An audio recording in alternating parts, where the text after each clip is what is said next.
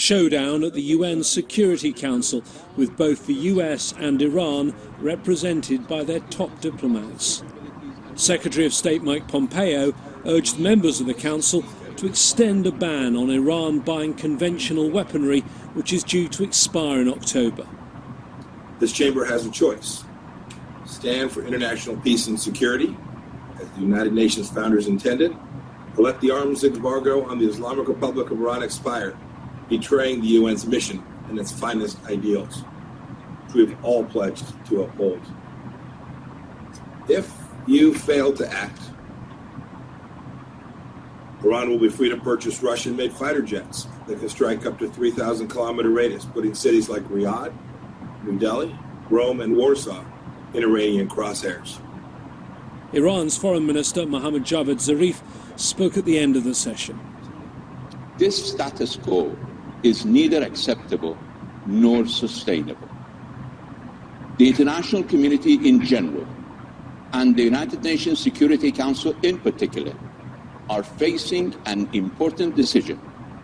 Do we maintain respect for the rule of law, or do we return to the law of the jungle by surrendering to the whims of an outlaw bully? In just 2 weeks, the Iran nuclear deal, agreed in Vienna in 2015, will be 5 years old.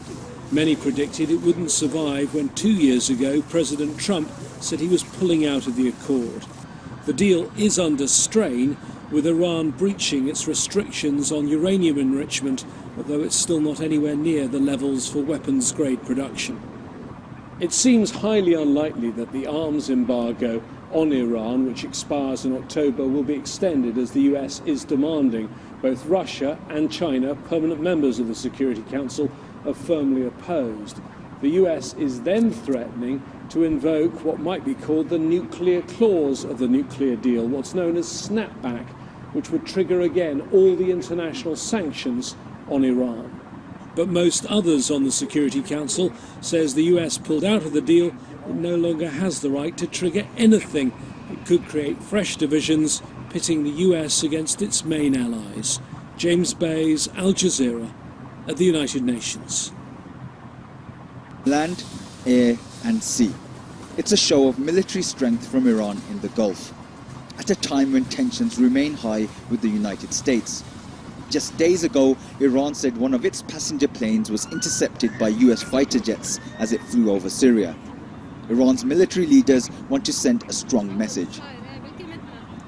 The strategic purpose of our exercises is defensive, but at the level of operation and tactic, we are widely offensive. And there's nothing stronger than firing on and boarding a mock aircraft carrier. The country that has the most aircraft carriers in the world? The United States. In recent days, satellite images had shown the mock vessel being moved from the port city of Bandar Abbas. It resembles the Nimitz-class carrier the US routinely sails into the Gulf. On this day, the replica was used to train Iranian forces. Gunships encircled the mock carrier, an attempt to show the dominance of Iran's navy, even with its smaller boats against a larger target. Armed forces of the Islamic Republic of Iran will use all their power, elements and potentials such as defensive and offensive capabilities to respond to any moves that create instability at the right and appropriate time and place. The US military's Bahrain-based 5th Fleet said, "We cannot speak to what Iran hopes to gain by building this mock-up, or what tactical value they would hope to gain by using such a mock-up in a training or exercise scenario. We do not see conflict but remain ready to defend US forces and interests from maritime threats in the region." There's just 33 kilometers that separates Iran and Oman, and 20% of the world's oil passes through that Strait of Hormuz. The Revolutionary Guards here want to send a clear message to the United States. Iran is prepared for a possible conflict with the US and wants to show that its forces will be no pushover.